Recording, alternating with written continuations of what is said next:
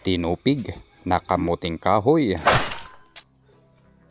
Alright, mga kamandirigma, isang mapagpalang araw na naman ang ating pagbati sa inyong lahat, mga katropa.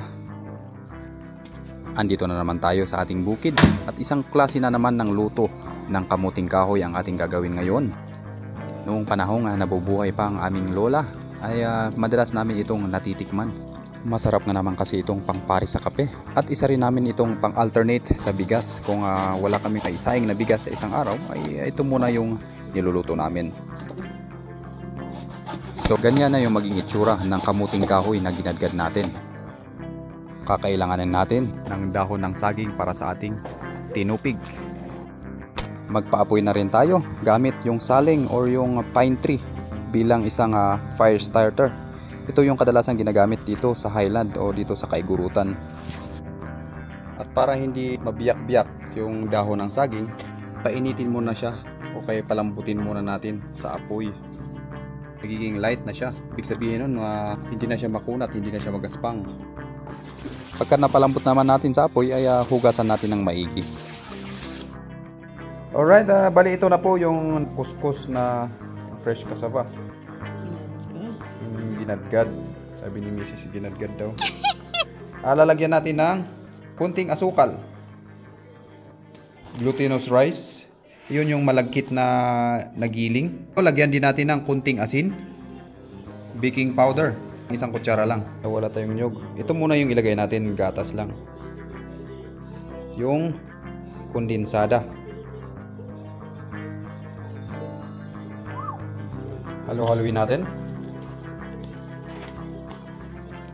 Ang ganda na siya. Ganda siyang tingnan. Ngayon tikman natin kung tama lang yung lasa. Nipisan lang natin yung paglagay sa dahon, saka natin papatungan ng kunting butter. Okay, ganyan siya.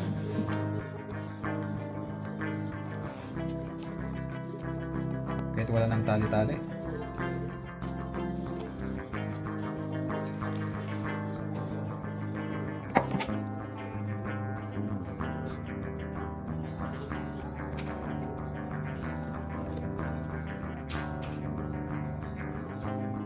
At dahil marami tayong dahon ng pandan, kukuha tayo. Ihalo natin. Alright, naglagay lang tayo ng 2 tasang tubig. Saka natin lalagyan ng sanga ng saging. Yun siya. At ganito yung ginawa natin para yung tubig ay hindi malulubog itong lulutuin natin na tubig. Baga steam lang yung itsura niya.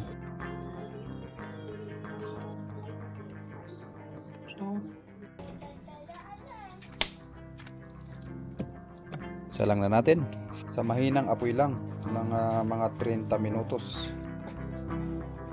pag kumulo na. Ito na, luto na po ito.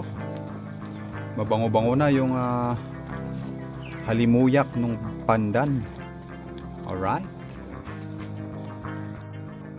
At kung nagustuhan nyo ang video na ito, maaari lang po na paki-like, share and subscribe sa ating page. Mabuhay po at ingat po tayong lahat.